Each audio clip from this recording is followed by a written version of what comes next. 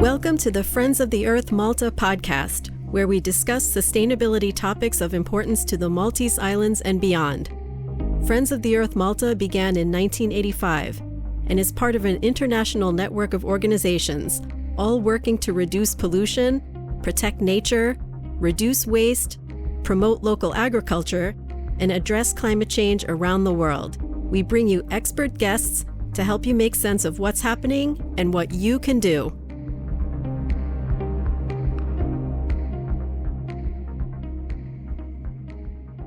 On today's podcast, we'll be speaking with Kate Cesare.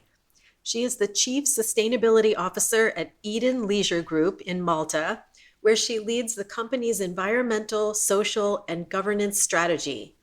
She's passionate about aligning business growth with positive impact, and she has spearheaded initiatives ranging from waste reduction and energy efficiency projects to community-driven sustainability programs. Kate is deeply involved in philanthropic work in her position of Chairperson of the Eden Leisure Foundation, championing projects that support the protection of the environment, the preservation of cultural heritage, and community outreach. Welcome, Kate. Thank you, Beth. It's lovely being here with you today. I understand your company is comprised of hotels, gym, cinemas, radio, arcades, bowling, and a number of other entities. So that's quite a bit going on. What was the impetus for the company to go in the direction of sustainability in the first place? Well, caring for the environment is something that the group has always felt passionately about. One of the two foundations has in fact always been involved in environmental causes himself. And this trickled down through the generations and into the operations itself. So whether it's supporting environmental activities or organizing our own. And it also just so happens that there are great cost savings to be made when one takes actions to conserve energy, water, or reduce waste. So it's very much a win-win situation. It's really nice to hear that from such a large company. And in fact, I'm excited to even know that your position exists. You know, some companies don't even have that position. So how did you personally get started working on sustainability at your company? Well, before I was appointed as CSO in late 2023, I was COO, so Chief Operations Officer for the group. So I was obviously very involved in the operations, and in doing so, I saw many opportunities from the ESG front. And whether it was looking at the waste that we're producing, looking at the amount of energy that we were using. And it just made sense to delve deeper into that. We saw the opportunities and deemed it necessary actually to have somebody appointed at a higher level to be able to take this on seriously. And it never really was a compliance issue, as it is often the case now. For us, it was something that we believed in and we saw the opportunity in as well. This is so exciting. So what are some of the specific measures Eden is taking regarding waste reduction? That's one of my favorite subjects. And I'd especially love to hear about any efforts to reduce food waste, if any. Well, it all started in 2023 when we realized that we had no idea how much waste we were producing. And so we decided to overhaul the whole system and have a proper waste management program in place to separate properly and measure all our waste. That led us to really understanding where our problem areas were. And we could take it forward from there. But ways that we've reduced in the meantime, for instance, looking at, say, a renovation. In the past, probably old furniture would have been discarded, old televisions put in skips from when we're renovating a hotel or what have you.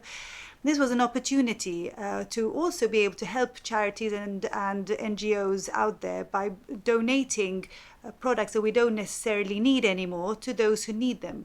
Even when NGOs don't require them, we actually go out on Recycle Malta and offer them to the public. The key is just to not let things go into the landfill. But we've taken plenty of other measures, whether it is our in-house bottling plant, our own filtration lab, which allowed us to remove 320,000 plastic bottles from our guest rooms every year and replace with reusable glass ones. Obviously maintaining the quality, making sure that we're still retaining the quality of a 5-star hotel. And this was a big win for us. Other things, well, you mentioned food waste. Operationally, for instance, at breakfast, instead of discarding unused bread or croissants, we would repurpose them and create bread and butter pudding and serve it in our staff canteens. Or in conferences and events, the food which wasn't used during lunches would be also put into our canteens. So making sure that food, as much as possible, doesn't go to waste. In fact, very little of unused food goes into our food waste. It mostly is wet waste that would be found there. Other things that we would do is also involve our suppliers by encouraging them to remove. So, for instance, fish, they would remove the heads, the bones, and they would actually create their own broth and things like that. So we're able to encourage them to be repurposed. Another fun thing that we're doing is that we're donating all our coffee grounds to a nature trust for them to use in the Wit Har El Hamim Valley in the Suei Valley, which allows them to create better quality soil for them to as part of their embellishment and restoration project. But it's looking at all the different parts of our operation, seeing where we can be doing better, whether it is in the kitchens, whether it is in our office spaces, and involving all the staff as well to get ideas from them and understanding where the problems really lie. It's very exciting to hear about that. And also, what about energy conservation? I know that should be an area maybe where there's some cost savings that could be made, for example. There's obviously quite a significant investment when it comes to this, but there's a low-hanging fruit. For instance, we started off by switching over our old lighting to LED. That gave us a return on investment very, very quickly. Other things that we've invested in is an online energy monitoring system, so that we can see in real time where electricity is being used or overused, and we can nip problems in the bud. Other investments we're making are, this last year we invested in new appliances in our kitchens, replacing LPG fuel equipment with induction. We've introduced heat pumps and new chillers. So we're investing quite heavily, but we're seeing the return. I know that is a very big investment, so I'm glad to hear about the new chillers and all of that. It does make a big difference. I used to work in clean energy in New York, actually. And I understand also that Eden has a gray water plant. So maybe our listeners aren't familiar with what that is. Maybe you can explain, how does the gray water, the water recycling work in your facilities? It's very new and we're all very excited. This is in our new hotel, which we just opened very recently. So how it works is that water which was used in the guest rooms from their sinks, baths and showers would then be diverted into our grey water plant and then used in our toilet flushing and irrigation system. So you're reducing the amount of water that you're buying from government or from purchasing from Bowsers and we also use harvested rainwater, so which also goes into the same system as well, so that we're minimizing our water use as much as possible. Very impressive, especially for an island like Malta, where it's very dry here and we need to conserve water. That's very much appreciated, and I think it's something that other hotels should look at as a model. It doesn't really make much sense that we're using clean water to flush toilets, for example. And so it's wonderful, really great initiative. We were able to do this because we were building a new hotel. So we made sure that when we were doing so at planning stage, we looked at all the different sustainable initiatives that we could to be able to run as efficiently as possible. It's less easy in an already operating hotel because all the infrastructure which is required. So what has been the reception by the guests and the users of your facilities? Have you gotten any feedback about all these initiatives? We definitely do have positive feedback from our hotel guests. We get great feedback from our employees, and our engagement scores are higher than they've ever been. And much of the time they mention that they're very proud to be working for a company that takes initiative in environmental issues.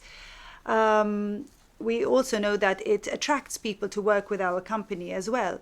So absolutely, when it comes to the hotel, we know that we will only get certain bookings because we have green certification, because some of these large groups will only work with hotels which have strict ESG principles at hand. I'm one of those customers that always looks for green hotels. If there is such a certification, to be had, I try to seek them out because I know it's extra effort, and I really do appreciate it. Like, you and I actually met speaking on a panel with APS Bank, and I was very impressed. You had shown us there were bamboo toothbrushes that you gave out and things like that, and reusable, or it was a biodegradable shower cap. Yeah. So, when we were measuring how many little plastic shampoo bottles and shower gels, it was in the tons and tons of plastic waste. So actually that is something that we replaced with refillable dispensers. So we're actually saving money, but also helping save the environment in that way too. That was one of my questions too, was how the staff and the work team took to all these changes, if there was buy-in, because I know I've worked in places where we came in with our sustainability message and it was not that well received. So I'm glad to hear that. It was trickier in the beginning, definitely, but with continuous training, and it does need to be continuous because people come and go and the message always doesn't filter down. So training is really key. Also awareness building, showing results from our efforts. We actually show our employees that what they're doing is resulting in saving of X amount or contributing to a worthy cause. So we've been able to build buy-in. But as I said, this is something that is continuous and ongoing effort as well. Yes, that was one of my main questions. I'm sure many of our listeners would like to know, how do you measure results? Like, do you produce an annual report of cost savings, for example? Because, as you were saying, it's a big financial investment to achieve these measures. And I am sure the leadership of the company would like to see the financial benefits along with all the other types of benefits. As the old adage goes, you can only manage what you measure. So we keep close tabs on our electricity, water, fuel consumption, as well as all the different types of waste in each of our different entities. We publish an ESG report, so that is internal, but also we publish to the public as well. But every investment that we do undertake, we just have to justify it to our board, presenting a strong return on investment. And we also follow up on this to make sure that we are actually achieving this. So we can't greenwash our own board either. We need to make sure that we are actually delivering on what we promise. And we actually, maybe for our listeners, we should define what ESG means in case they don't know what that stands for. Right. So ESG is environment, social, and governance. So environment can range from environmental activities to help the environment that we live in, but also operationally making sure that we're managing our water, electricity, fuel consumption, the amount of waste that we produce. So it spans all across that. With social it generally it's referring to 3 different areas, which is one, it would be your workforce, making sure that you have a happy, healthy workforce, that they're being remunerated well, that you're listening to them, that there's open communication. We have a social and wellness program, in fact, for our staff to help them be healthy and be happy. A mental health program. It's quite extensive. The other area would be the community.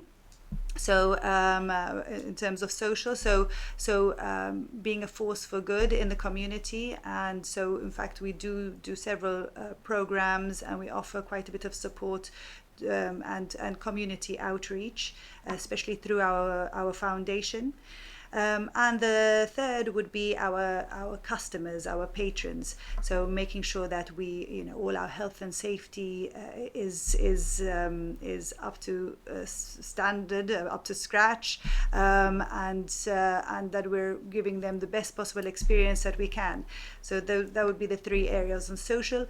And governance is making sure that we are transparent, that we are following the laws, that we have policies in place that we abide by.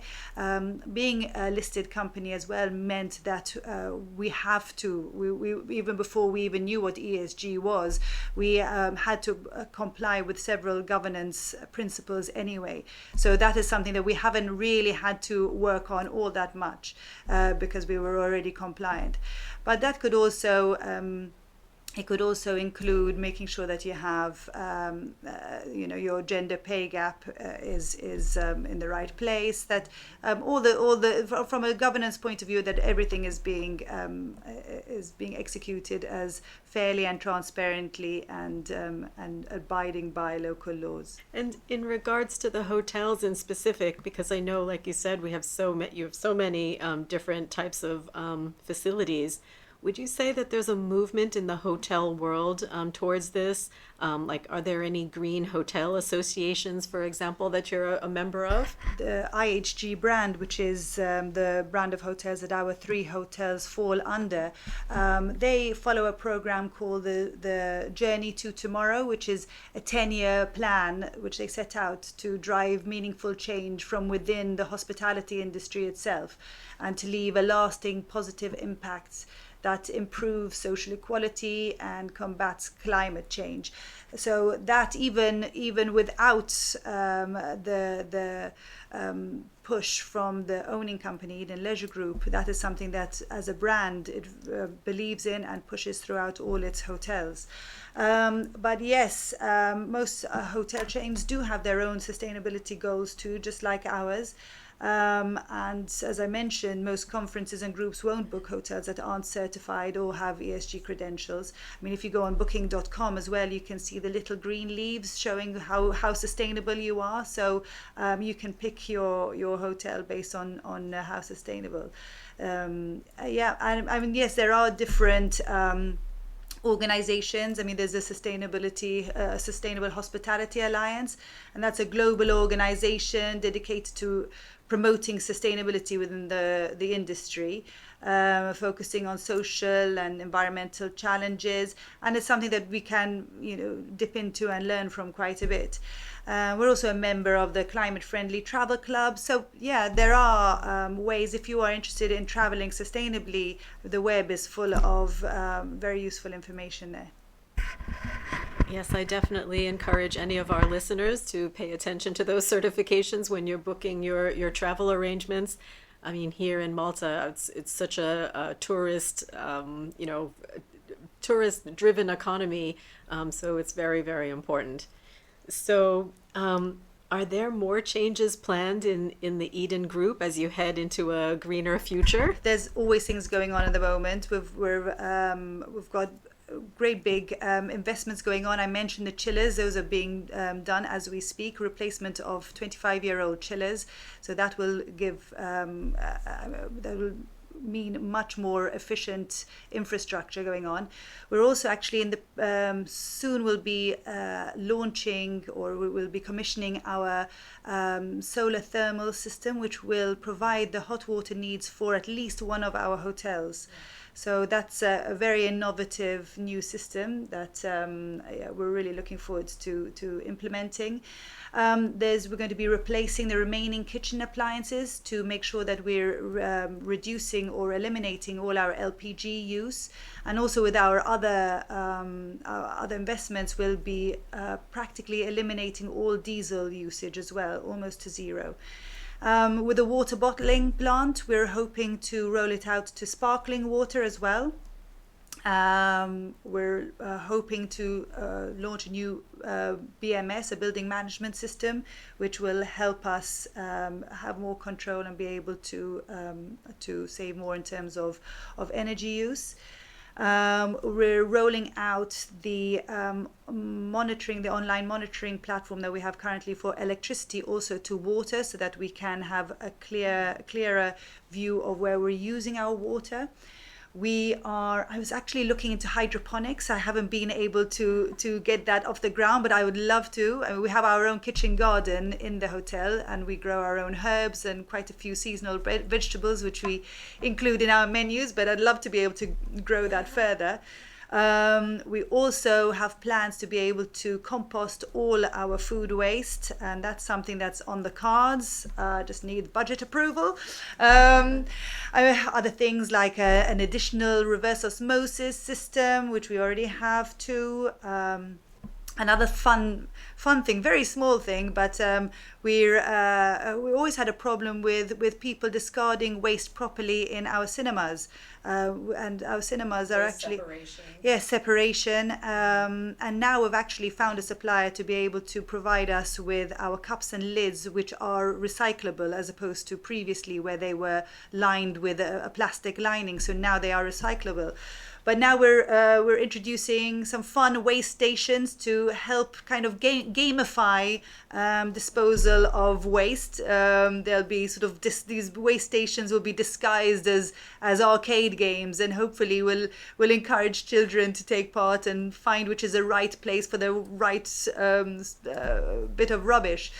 So we're actually always on the lookout for new innovative ways to reduce our negative impacts and be more sustainable. And I'd invite any of your listeners to please get in touch if you have any other ideas. But we're always open. I love that about making the proper waste disposal fun. I think it needs to be that way to make it easier for people.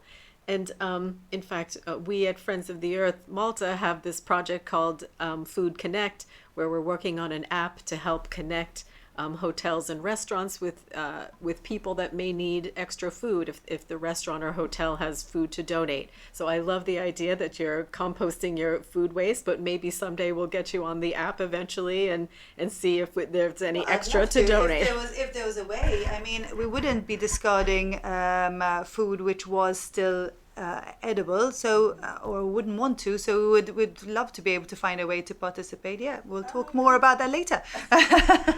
Wonderful. This is really great. And in fact, I know Eden Leisure is also helping to participate in Cine Ambient, which is one of the initiatives we have from Friends of the Earth Malta, where we're doing a movie series with documentaries about the environment, and we'll be showing some at the Eden Cinema. So really wonderful here in St. Julian's in Malta. Absolutely. I really do think it's important that where one can share their resources to be able to help NGOs just like yours to create more impact. I think it's our duty to, and we're really happy to be able to contribute. That's wonderful. Thank you so much. So I think we have to wrap up soon, but did you have any final thoughts, other things that you wanted to share about what the company is doing and your initiatives? Well, if I was to share something rather than spouting more things that we were doing, it would be more to encourage others to look at their own operations and to see what they could be doing more sustainably. I think that when we are doing things well, I think we should talk about it and share our best practices because as I mentioned, we're learning things all the time, finding ways to improve our operations. If we're all more open to sharing our practices and success stories, then we can all make a better go of it. I'd also encourage companies to have a look and see what funding opportunities there are out there. Us as a large company, we are a bit more limited to than SMEs are. There are loads of opportunities for SMEs for initiatives for small and medium enterprises. To get funding for sustainable projects. But we have availed ourselves of funding opportunities. For instance, when we moved over to laser projectors in our cinemas, which use a lot less energy. So again, it's another win-win there. That's wonderful. Absolutely wonderful. Glad to hear that. Thank you so much. And did you want to leave your website or contact details so people could learn more about your initiatives here at Eden Leisure Group? Thank you. Yeah, well, our website is www.edenleisure.com. So I encourage everyone to check that out, edenleisure.com. And you can check out all the different facilities that they offer here in St. Julian's in Malta. So we've been speaking with Kate de Cesare. Yeah. Thank you so much. She is the Chief Sustainability Officer at Eden Leisure Group. And it's been a pleasure speaking with you. It's been lovely. Thanks for having me on your show. Thank you.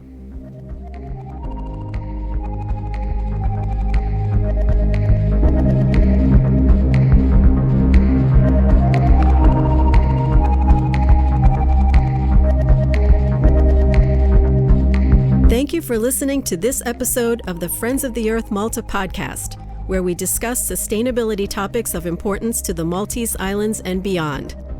Many thanks to our guests for sharing their expertise and to the team here at Friends of the Earth Malta who helped to make it happen. Also, thank you to Burn, the musicians who provided our podcast music, who use music to talk about issues including the climate emergency and social justice while instilling hope for the future. See their solar-powered website at burnofficial.com. You can learn more about Friends of the Earth Malta's work on our website, fomalta.org, and by following us on our Facebook, Instagram, or LinkedIn pages. And please be sure to sign up for our monthly newsletter, where you can keep up with all of our ongoing events and activities. We'd love to hear your feedback. See you next time!